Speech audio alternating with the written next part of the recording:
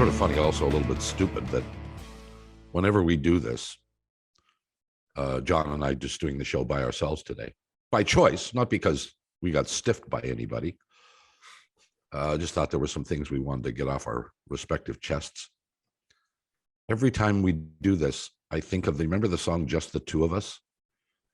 We can make it if we try. You know what? You're right. It does sound silly. I can't get it out of my head. So I'll be singing while you're talking. So I might not be listening. Oh, well, no. What do you mean you might not be listening? You rarely listen to me. So pardon? Exactly. So it's Bob McCown. It's John Shannon with you today on the podcast / the world's smallest roundtable today. Yeah, well, you have to have 3 at least. You understand? The round table was always a misnomer, by the way. I just want people to know we never had a round table. Well, no, it was a very weird kind of pentagon shape.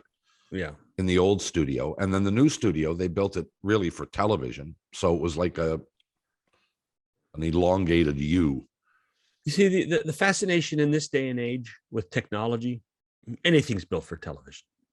You don't need to set 4 people up on a line to think that that's how people expect to watch. You can actually be creative and set up desks and put people in the round and have fun with things like that in television now. Well, yeah, but the whole concept of passing, that line of demarcation, 180 degrees. That's gone away. It's disappeared. Well, it should have, but look around. Yeah. Look around at I know, Bob. I know. I watch them all, and I say, these are talented people behind the scenes running all these places, and everybody's still in a straight line. Well, all you need is one extra camera, really. And everybody, they're a dime a dozen. Well, yeah, and you don't even need operators anymore. It's all remote control. Yeah, actually, they did. Even at the Masters, see how many like straight cameras set up with no camera people are on them now. I think it's probably more important. But I'm not surprised. Yeah. Yeah. Well, the other thing too is they now have, they don't do a blimp over the Masters, but they're doing drones. Yeah, and there were some really interesting shots. Well, and you've got it. This is not to get too technical about television, but there's a real changing of the guard at CBS. The Frank Cherkinian, Lance Barrow era is over, and they were very traditional in their coverage of the golf tournament. And during the pandemic versions of the Masters, the new people convinced the Masters organization to use a rail cam and try the drones. And it just made the golf course look spectacular. Oh my gosh, yeah. So now you're seeing a lot more liberties taken with those types of shots. You would have not seen those shots 5 years ago or 10 years ago. Just would not have been allowed. And it's making the golf course look that much more attractive. And so therefore it's better television. The pictures out of Augusta on day one were spectacular. Absolutely. They were, even on your big Herkin 90 million square foot TV, Bob, they were spectacular. It was amazing. Yeah. Now, I've asked you this, I'm sure, before, but I can't remember the answer. Have you been to Augusta? No, I haven't. Yeah, I turned it down, Bob. I turned it down. It really should be on your bucket list, John, because I know how much you love the game. Yeah. And I can't describe to you how magnificent it is. Yeah. It is. It's unlike any other place I've ever been. It's just so utterly beautiful. And I guess what makes it feel that way is when you're surrounded. The golf course is basically a sealed rectangle. A compound. It's all trees all the way around. So you can't see in from anywhere. The drive down Magnolia Lane to the clubhouse is, I can't remember the name of the street. It'll come to me. It's not Bobby Jones Boulevard? No, it's a long drive in, and you even if you're at the front, if you're driving across the front where the main entrance to the golf club is, you can't see the clubhouse. Wow. So it really is one of those sealed environments, and you feel like you're on flat ground all the way around because it's residential on three sides. Mm-hmm. Although Augusta Golf and Country Club or the other one, I think borders one on one side, but across the street from the clubhouse is strip plazas, Yeah. seedy, suburban strip plazas. Hey, come on! Not all suburban strip plazas are seedy. No, I grant you that, but these are. That's why I said seedy. Okay. The inference wasn't to all strip plazas, but the ones in Augusta, they were. Because we're gonna get letters from strip plaza owners. I don't care. Okay. Well, if they can demonstrate that they're not seedy, then they'll get an appropriate Oh, apology. but I just the pictures yesterday, new technology, man, oh man, it was hard to tear myself away from watching the golf yesterday. It really was. I was in the same boat. I had other things to do, and I kept postponing because I couldn't take my eyes off it. Yeah. And anyway, so then you walk inside the grounds, and that is what is so stunning because you're really unimpressed with the exterior. I see. And then you walk in there and you go, oh my God, like every blade So where do people park? Everybody bust in? I don't know. That's a good question. Because when I went, I stayed in a private house. We rented a private house that was walking distance to the entry to the golf course. So now not the main entrance, but one of the side entrances. And so I don't really know where the parking is. Yeah, that because I mean there were what 40,000 people on site yesterday. Yeah, I don't know. The number used to be 20. Okay, I mean but there were a lot of people. Like it was a massive number of people. Well, at least around one group. Well, but the other thing is they've built more stands in the last few years. Have. Yeah. Like I don't remember those stands behind 12T. Do you? No, that's right. Yeah, I don't. There was a few places, particularly in the back nine, where I saw new structures. But the other fascination for me is I watched. I mean, the last group finished around 8:00 Eastern time last night, and I watched the last hour, and thought this is the time to go and watch the golf tournament because most people have left by then, and the last three groups of the day, in the dusk, big names, including Koepka, including Rory. And not many people on the course watching. It was fantastic to watch that. Well, mind you, the vast majority of those people have been there for 12 hours. Oh, I know. Well, so time your day. The gate. This is the other intriguing thing about Augusta is the gates open, I think, an hour before. I could be wrong, but an hour before the first tee time. Okay. And there literally are 20,000 people waiting to get in at 7 a.m. Yeah. And then they immediately rush to their favorite spots. Yeah. Because walking around Augusta, which, if you go to the Canadian Open or any other professional golf tournament, you have a choice. You can park yourself one place and enjoy from there, or you can walk around and follow different people. You can't really do that at Augusta. No. You're allowed to, but there are so many people, and many of the viewing areas are well away from the actual play, like 11. Right. You can't get anywhere near anybody on 11. You can see them hit their tee shots. Nobody is near them when they hit their second shots, and there's nobody around the green. Yeah. Because of the landscape. Anyway. Right. Hey, so before we go to our first break, because remember we have breaks in this show, Bob. Oh yeah, that's right. What'd you think of Tiger? Remarkable. Yeah. He messed up that chip shot on the par 5, and two chip shots on the par 5, and had a bogey there. But otherwise, I thought he was really solid, really solid. I don't know if he can win, but I don't think he can win. I'm not discounting the possibility. After yesterday, I was very impressed by how he played. Well, I mean, obviously, his post round interview when he said, how are you going to spend the night with lots of ice? I think explained a great deal of what he's going through. The other amazing thing, and we've always talked about Woods in this nature, was his ability to stay focused. And I can only imagine, I mean, he's still a human. I can only imagine the amount of focus it took to stay in the game between people cheering for him, which is a distraction, and for the struggle that he was going through physically, because he is going through a struggle physically.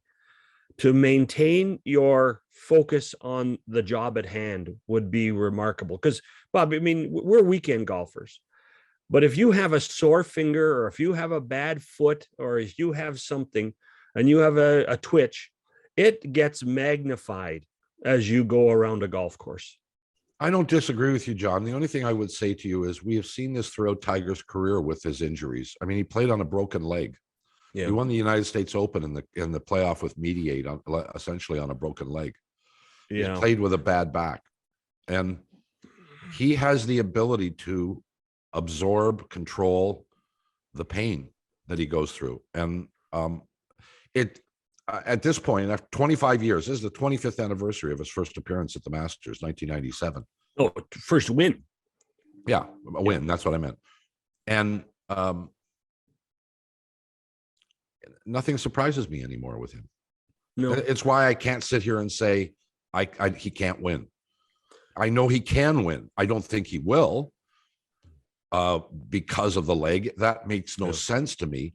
But if he went out and shot 65 or 66 today and got himself at or near the top of the leaderboard, I wouldn't be shocked. Oh, he can't shoot that low. He can't. John, I think he can. I don't know that he will. I suspect he won't, but I think he can. He has that in him. And he has it in him more than any other place he could play. Yeah. We listened to, with Richard and Ian earlier in the week, and their utter respect for what this guy has done and what he has always been able to do, or what he is perceived to be able to do. I'm sorry. And I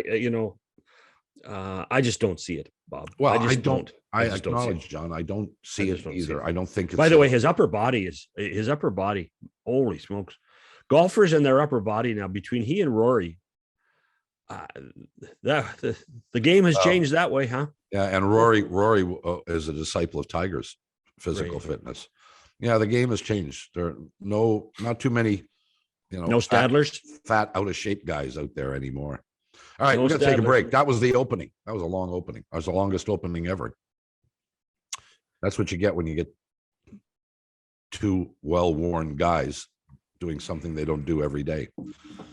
We'll come back. We'll chat some more. Matthews, Leafs, Raptors, Blue Jays open tonight. Yep. Lots to talk about when we come back after these messages. It's Bob McCown. It's John Shannon on the podcast/radio show. We neglected to mention before we move off golf, nice round by Corey Connors yesterday, who plays very well at the Masters. And 2 under yesterday, and not out of it as we sit here and talk. We don't get too detailed because this is a podcast after all. And by the time people hear this, a lot of stuff will have happened that we aren't privy to yet, because we do not have a crystal ball. And I will tell you that one of the nice things about the way the tournament is now covered is that we're not at the behest of a single guy who says, well, we don't care about Corey Connors. You can find ways to follow Corey Connors now, and to find ways to watch Mackenzie Hughes now. And that's nice. That's and in the old days of the Masters, you wouldn't have been able to. No, that's now technology, and technology has become is on our side when it comes to trying to find, the Canadians on the tour. Well, I confess, I'm sure you were too. I don't know how much time you actually spent in front of your television yesterday, but I saw most of Tiger's round. That's what I was focused on. And I'm not that guy. I've never been that guy. Well, you're not a two-screen guy anyway, are you? No, I'm not. But I'm a two-screen guy now. I didn't used to be, but I am now. Yeah, well, but I wasn't a guy who had to watch every shot Tiger hit because I figured if I got to network television, they were going to show me anyway. Yeah. And, and I was not going to see the Canadians as a general rule. If you got one or two shots when they got close to the lead, then that was about all you were going to get. Yeah. But I confess I was with Tiger the whole way yesterday. How could you not be? Toronto Blue Jays have their home opener tonight. Mm-hmm. And again, we have to understand that there will be people who will listen to this after the home opener is over. And so we have to be careful the kind of things we say. It's really interesting, though. And I think everybody... that third inning. Oh, no, never mind. Sorry. The what? The third inning. Yeah. Yeah. Well, this is the first home opener in 3 years. Yeah. Real home opener. Yeah. I mean, full. Buffalo 2 years ago. Yeah. And Dunedin last year. Yeah. So they didn't even have an empty stadium home opener. No. And look, a home opener is special for everybody. It is louder. It's more joyful. And there are a whole bunch of players. In fact, the vast majority of this team has never experienced a home opener at Rogers Centre. Yeah. And I don't pretend to know. I've been to a couple of home openers in other places. I think Rogers Centre is about as electric a home opener as I've ever been to. I don't think there are any that were more so. So it'll be intriguing to see how they react to this. And I don't have an opinion on how they'll react, but even the players, the few who have experienced it, and the coaching staff who's experienced it, the guys who've been there long enough, they're going to tell you, it's pretty special. The other thing, Bob, is that the fan in Toronto has changed. So an event like this is much bigger for the fan too. And I say that based on watching fans in this town go from the sophisticated businessman with the suit on and sitting in the Gucci seats, as you call them. And in 2015 and 2016, when the baseball team reignited the city, there was a much more youthful approach to the fan base, and they were louder and they were more passionate about the baseball team, not about baseball, but about the team. And that has carried on. And this used to be a sedate place to come and watch baseball. This is now, and I credit the Raptors a great deal. I credit a little bit to the Maple Leafs. I credit TFC, but the whole fan base in this town is much louder, much more passionate. And the Blue Jays are paying dividends with it as well. And a lot of it's because of where the fan base is coming from. With all the people that live now in the neighborhoods around the stadium, it's an amazing transformation of a conservative fan base to a loud one, an emotional one. And a day like a home opener would be fun to see this fan base react on a night where they're finally sold out and they're finally seeing their team that is obviously very good and has a chance to go to the postseason. Well, there's only one day a year that can match a postseason game, and that's opening day. And it doesn't really, because we understand it's not that important. If you lose, not the end of the world. You got 161 to go. It just means you can't have a perfect season. And nobody's going to do that ever in our lifetime or anybody else's. So there's that. But I don't disagree with you. It's a more energetic crowd than it has been. I want to take a couple of minutes here to do something that we have not done. And that is congratulate Mark Shapiro and Ross Atkins for building this team. And especially from the perspective that Shapiro took a lot of heat when he came in. He was not my favorite guy because I loved Anthopoulos. And the perception always was that Shapiro essentially kicked Anthopoulos out of Toronto. Now, it wasn't him per se. It was Rogers who made that decision. But he was cast as the villain. Mm-hmm. And he and Atkins, what they have built in this relatively brief period of time, 4 or 5 years, is really quite remarkable. And yes, they've had adjustments to their payroll. They've had their limits extended. And that is all part of the equation. And a lot of what they benefited from, guys like Guerrero and Bichette and Biggio, were guys that Anthopoulos brought to the organization, drafted, acquired, whatever. But kudos to them at the beginning of this season for what they've been able to build. A team that, well, we talked baseball yesterday, a team that has a real shot at a championship. I think we would be incredibly disappointed if they didn't make the playoffs. I think it would be expanded playoffs. Yeah. Well, yes, and they should be better. So we'd be very disappointed if they didn't make the playoffs. Maybe even angry if they didn't make the playoffs. But on the other side of that coin is they're as good as anybody out there. Maybe as good as the Dodgers. We'll see. Better than Atlanta, who won a championship last year. I think better than the Yankees, better than the Red Sox. Tampa Bay is this anomaly that, materializes virtually every year, but you have to wonder whether at some point that bubble is going to break. And if that happens, the Toronto Blue Jays could win the East and could win it by a bunch. Yeah. I won't be surprised if that happens. What are your thoughts? Well, first of all, your thoughts on how when Mark came in, I mean, Alex was he was the local kid. He was Canadian. He and Beeston were buddies.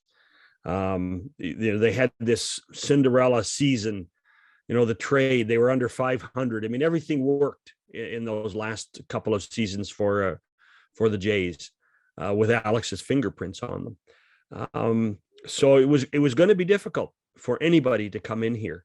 And what Mark did, quite impressively, was he stayed the course. He believed in what he was doing. He didn't, but he also created a perception. And I say perception because that's, every guy has a plan, no matter whether it's in sports or business or television. Everybody's got a plan. And Mark created a perception that he actually listened to people in Canada. Because there's you can get the high and mighty American comes in here and says, I know what I'm doing. I'm better than you. Look at this and look at that. Sure. And Mark actually looked like he cared. He cared what we thought. He cared what the fans thought. And that to me was brilliant communicating. And because he's always been a good communicator. There's lots of times he says stuff and he doesn't say anything.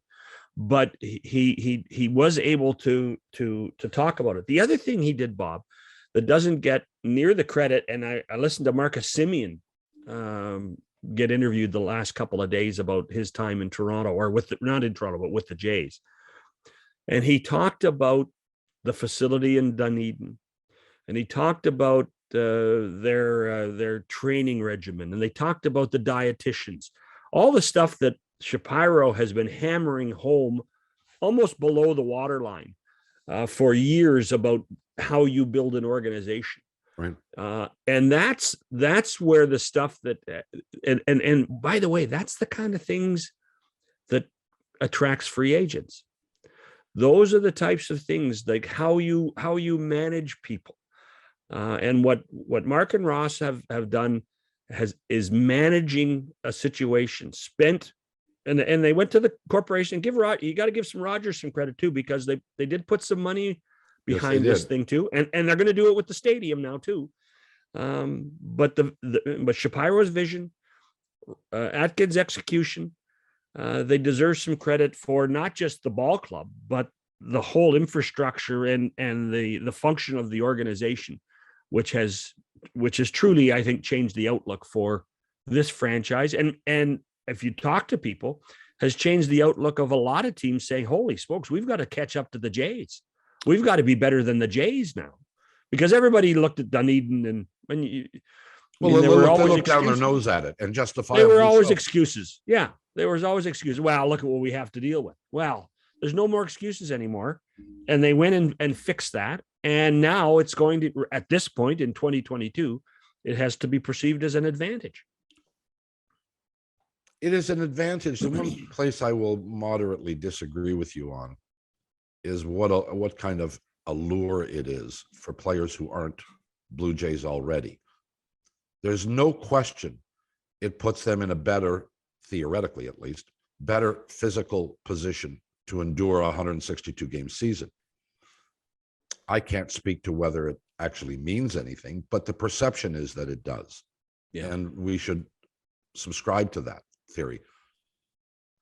What I don't believe it does is actually attract players who are free agents, for example, to come to Toronto. At the end of the day, it's just about money, right? Yeah, it's only about money. Now, here's what it does do. And again, I can't speak to how often this actually happens. Rarely, perhaps. But you're talking to a particular free agent, and it's down to two teams, and Blue Jays are one of them. And the offers between the two teams are identical or virtually identical. Mm-hmm. Will the training facility be the tipping point? And theoretically, the answer would be, yeah, it can be. Because while I haven't toured it, I've seen it on video, and it is mind-blowingly spectacular. Mm-hmm. And if a player visits that complex, and if you're the Blue Jays and you're talking to a free agent, you're going to say, come and see this. Yeah. You don't take them to Rogers Stadium. You take them to Dunedin and say, take a look at what we've got here. This is how this works. Mm-hmm. And that could be the tipping point. Yeah. But at the end of the day, these players, and I don't say this in a derogatory nature or fashion, they're all mercenaries. They're all essentially. But by the way, so are you and I, so it's okay. We all are. Yeah. At the end of the day, loyalty begins and ends with a dollar sign. Yeah. Yeah. In business, in personal lives, it's a different thing. But from a business perspective, you give me significantly more to do something, I'm likely going to take it. So do you see a weakness on this ball club? No. I only see. Not second base, not catch? No. I think the catcher of the future is about 2 or 3 months away, and he's Romano. Morano, yeah. Yeah. That's Gabriel Morano. I think. Yeah, that's the kid. Yeah. And I think he's 2 or 3 months away, and he's very young and very green. Yeah. But he is so talented that his inexperience, I think, will be offset by the pluses. And they will always have a guy, whoever they keep as the number 2 catcher, sure, to guide him through or put him in a if they need to in a defensive situation late in the game, whatever. But this kid is playing himself onto this roster, and really already has. Yeah. They're just going to give him some opportunity at AAA to get ready. I think he'll be here by June at the latest. You do, huh? Yeah. Could be wrong.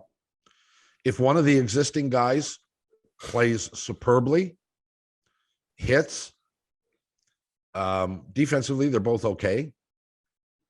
There's no real issue with them defensively. I don't think they're tremendous, but they're capable. Then it could keep the kid away for a period of time. They may say, look, we don't need him here. We're getting something more than what we expected from our catchers, probably offensively. And so we'll delay his arrival because that'll help in the long term. But that's the only condition I think that I see that could prevent him from being on the big league club by midsummer. And not second base. You're quite comfortable at second base with Biggio and Espinal. Espinal? I love Espinal. You always have, though. You always have. And I think people, if you really watch him, I think he's going to win the second base job, with no disrespect to Biggio, who's got the experience, but Espinal can hit. He's put on weight. I mean, I think he'll hit 5 home runs this year, but that's 4 more than he hit last year. He's not going to be a power hitter. He's not going to be Semien, but defensively, he is every bit as good as Semien. And maybe even a little better. So, and I know that's hard to believe, but I think he's going to win the job at second base. Wow. And the rest of the team, I mean, offensively, what do you want? Oh, You got a third baseman that can hit and hit home runs. You got a shortstop that, has MVP potential. Your first baseman is all world. Would have been the MVP last year if that guy in California last year hadn't decided to pitch every 5th day to quote our favorite hockey coach, he's a good player. Yeah. He's a good player. And the outfield is solid. Yeah. Solid. I have concerns about the outfield in the future because a lot of money is going to be spent in right field by somebody if Hernandez has another big year. And they already are paying $25 million for your center fielder. Yeah. And eventually the left fielder is his 7-year contract's going to run out. I think it's got a couple more years left on it, but they're going to have to make some changes there. We should mention before we move on, Blue Jays traded Anthony Castro for Bradley Zimmer. Or did I mention that already? I can't remember. I can't remember. Doesn't matter. Say it again. Zimmer's an outfielder. I don't really understand what his acquisition means. Castro, obviously a relief pitcher. A deal of little significance, really.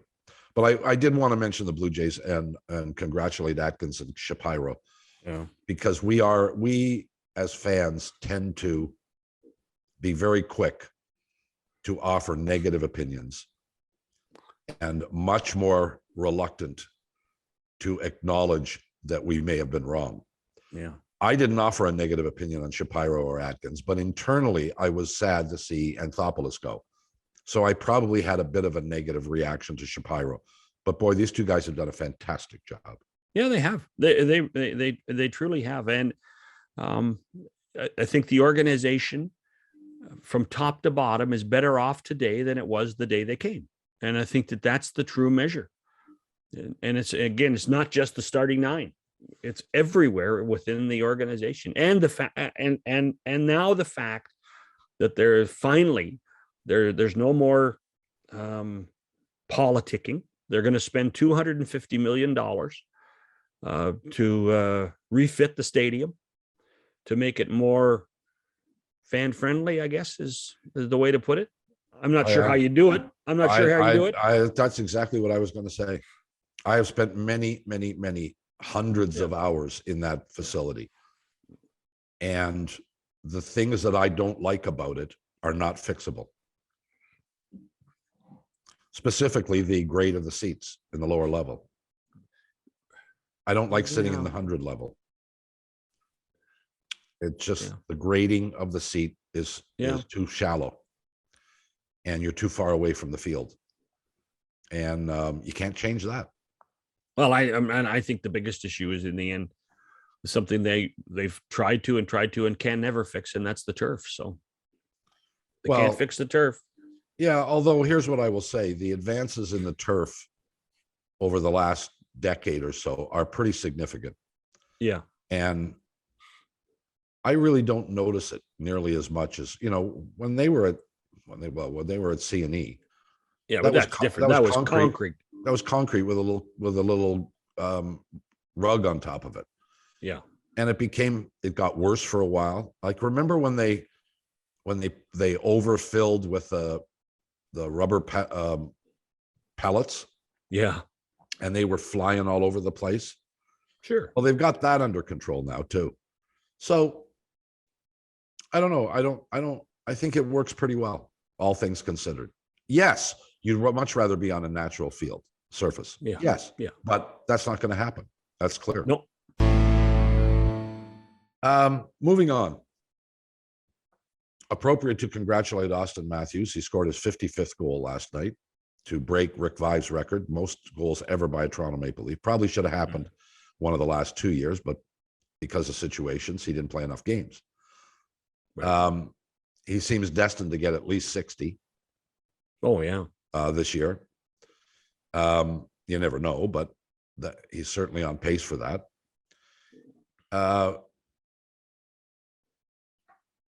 Is there a surprise here in your mind? No, There isn't really, huh? Is there? no. You know, he's he's in the top 5 players in the National Hockey League. When you put it on paper of listing who are the greatest players in the game today, Auston Matthews is on the list. The fascination for me is that this is a team, and you've been around it and have watched it as long as I have, if not longer. This is a team that has never, ever in the history of the franchise Had the best player. Had the best player in the game. Never. Ever. I mean, there was a time. I mean, listen. Frank Mahovlich actually Frank Mahovlich won the Rookie of the year that Bobby Hull should have. But Mahovlich, I mean, that's how far back it goes. Is that the greatness of the Toronto Maple Leafs? Whether it was a conscious effort by the organization to keep making sure that there was a brand of hockey playing, that it was the lunch bucket style of hockey that Imlach loved, or the old veteran players that he loved. But there was never a top 3 player in the game dressed for the Toronto Maple Leafs. It was always somewhere else. Yeah, I think you're probably right on top 3. I was going to say top 5, but Mahovlich was a good player, but he played in an era where he was overshadowed by Bobby Hull. Yeah. Gordie Howe even. Oh, yeah. In the 60s, I mean, the best players in the game were, well, first of all, it was easy to measure. Well, you either were number 9 or you're number 4. That's right. That was your, you could always tell. Yeah. Howe. Sure. Yeah. Howe. Yeah. Bathgate in New York. And there was always a single guy on the team that wore that number. Right. He's got to be the best player. That was the system. It was easy to figure out. Yeah. But Mahovlich was a brilliant player in Toronto, but there was nobody of this ilk. No. This Keon, is one of those. Keon was beloved, but was not the best player. Sittler was beloved, but not the best player in the NHL. Right. Same with Matz. With Matz. Yeah. Same with Matt Sundin. Yeah. Salming, yeah, great player, but not the best in the National Hockey League. In fact, somebody actually asked me, the Maple Leafs have never had have never had the best ranked defenseman in the history of the game either. And when I think of defensemen for the Toronto Maple Leafs, and I'm not getting away from talking about Matthews, Boreas Salming was in my mind might be considered one of the greatest Maple Leafs of all time. Oh, I agree. But does not get near the attention, near the credit, because his team was crummy for most of his career. And there wasn't much support within the organization. Nope. For Borea at the time. He didn't help himself. He didn't care about and he was too shy to project an image as well. I mean, Horton, all those years that Horton was here, Bob, he was a great player, but he wasn't the best. Well, no, I'd say that was the best blue line in the NHL. Horton, Brewer, Stanley, Bond, I think was probably the best defense in the National Hockey League at the time. And they won a bunch of cups too. Yeah, they did. They won 4 Stanley Cups in the 60s. You're right. The Montreal defense was really good too. If you go back to Harvey and Provo and JC Tremblay. We could rattle off another generation of great Montreal defense. Robinson and Savard. Oh, sure. The big three in the 70s, Scotty's big 3, they were quite something too. But to go back to Matthews, that's where this is something so special. And really and he's a baby still, and there's lots more hopefully to come. This guy has not. There's no reason to believe that chronologically. Let me ask you this: he's peaked. Let me ask you this. Oh no, I agree with that. Let me ask you this though: what if they lose in the first round? What is the measure of Auston Matthews if they lose in the first round? I don't think that Auston Matthews suffers, and I don't think Mitch Marner suffers. and we have to give him credit too for what a tremendous season he's having after a terrible start. Yeah. I can't blame Matthews. This will come down to the decision by the general manager not to pursue a frontline goaltender. That's what it'll come down to. Yeah. And even in this last streak, this road trip that they've been on, Mhm. the goaltending has not been. Well, the one record has. one game. Sorry, The game in Florida was a debacle. Everything else was okay. I'll grant. Well, how many did they give up in Tampa? They got 2. what? Was only 2? Yeah, 2 in Tampa. 6. They won 6. No, they won 6-2. No, that was the Boston game. They won. Okay. They gave up 4 against Boston. All right, so they gave up 4, then 2, then 7, and then 3 last night. 3 last night. I mean, at this point in the season, you want to see some 1s and 2s, not 4s and 6s, or 7s. So I'm still unconvinced about the goaltending. If they had a premium goaltender, they would have walked through the last 4 games. Walked. And they don't have that. No. And maybe it's partly the defense. Maybe we were overrating the blue line. I think now you're onto something, sir. Well, I'm now you're onto acknowledging that. something. But as a former target, you're the last line of defense. Stand on your head, stop everything. And right now, these guys, the collection that they have aren't doing it. So it limits the potential in the postseason. But we wanted to congratulate Matthews. I got one more thing on the Leafs before we move on. We got to go to break soon. Yeah, second in the Atlantic. Yeah. And barring the unforeseen, that's where they will finish. Mm-hmm. Meaning they will face the Boston Bruins in all likelihood, correct? Yeah, Tampa's on a swoon, but it could be Tampa or Boston. Yeah. Who would you rather play? Well, I tell you what, that's pick your poison, man. Let's pick your poison. I tell you, I'd play Boston. You know why? Yeah, I would too. Because I don't trust Boston's goaltending at this point either. Linus Ullmark and Swayman, one's the guy that was in Buffalo for those years, and then Swayman's learning how to play the position at this elite level. Bergeron, Marchand, Charlie McAvoy, Jake DeBrusk's been great. There's lots of Hampus Lindholm they got at the deadline. Boston's a really good team, but the stories of goaltending in Boston might be similar to what we see in Toronto. So I would probably take Boston. I would not ever want to play Tampa in the playoffs at this point. Me neither. They may be tired. But they'll be ready for the playoffs. I agree. Don't mess with a champion. The Toronto Raptors won another basketball game and seem prepared, barring the unforeseen, to face the Philadelphia 76ers in the opening round of the playoffs.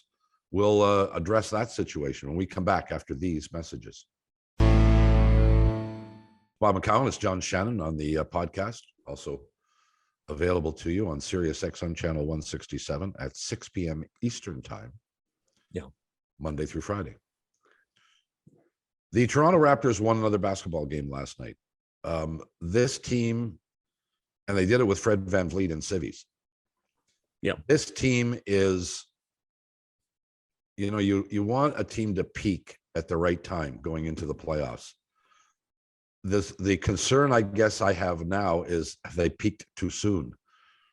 But it was a few weeks ago, Shannon, that we were looking at, could Brooklyn catch them? They're going to have to go into the play-in thing. Who would they play? And they have flown past Cleveland and now jumped ahead of Chicago. They're 2 games up on Chicago as we sit here right now. Mm-hmm. With 2 to play. Yeah, yes. So now tiebreaker goes to Chicago, does it not? Yeah, but I'm not worried about tiebreaker. They're gonna. No, but I mean, they would then their matchup would be different. Then they play Boston in the first round, probably. But whatever. Yeah. Right now, it looks like Philadelphia. Yeah, which is why last night's win, I think, was really important. I do too, because Philadelphia is the team I want to play. You do, huh? Yep. You don't think Harden and Embiid could turn it around and play together? Again, we talked about the Maple Leafs, and you don't really want to play Boston because of the history between the two teams in first round matchups. Yeah. But the Toronto Raptors have won 3 of 4 series against the Philadelphia 76ers. And I think the the Raptors are the team that the Sixers do not want to play. Yeah. Well, I'll tell you what, the one thing in watching them the last week or so, and it was something that we talked about, I think a lot of people talked about, was, well, they're not very deep. Holy smokes, all of a sudden they're deep. I mean, it may be not 10 deep, but those 8, and when you consider no Van Vliet, as you mentioned, the 8 or 9 that play on a regular basis, they're almost interchangeable, Bob. Well, a lot of them are. Yeah, you're right. I mean, Achua, Trent Jr. I mean, Chris Boucher has really started to contribute better. Scotty Barnes is, Scotty Barnes last night, a couple of times, you're just going, oh my goodness gracious, how old is this guy? I mean, he's not 20, he's 30. I mean, they have become a fun team to watch again. They're very fun to watch, and they're, I guess the only reservation we have or should have is that the makeup of this team, out of necessity, perhaps, as much at least as design, right, is so different from what we have seen before. Basically putting 4 guys out there that are all 6'9" and interchangeable, and then having 2 guys or 3 guys off the bench that are all 6'9" and interchangeable.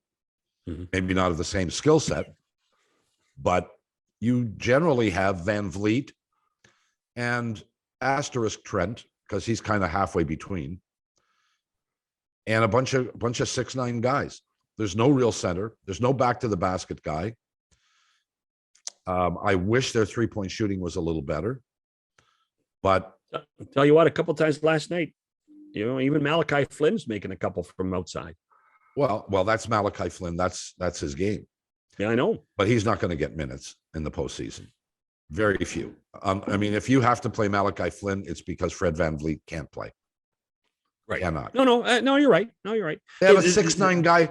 They have 2 6'9" guys who bring the ball up the court. In Barnes and Siakam. This to me is more of Nick Nurse has had tons of influences in his life as a coach. Spent time in Europe. To me, they're playing European basketball. They're playing a much more transformational, fluid European style than I see that what you would describe as a traditional NBA style at times. And his influence, you can see Nurse's influence on this club almost more than you can see Masai's, I think. This team was not created by Nick Nurse.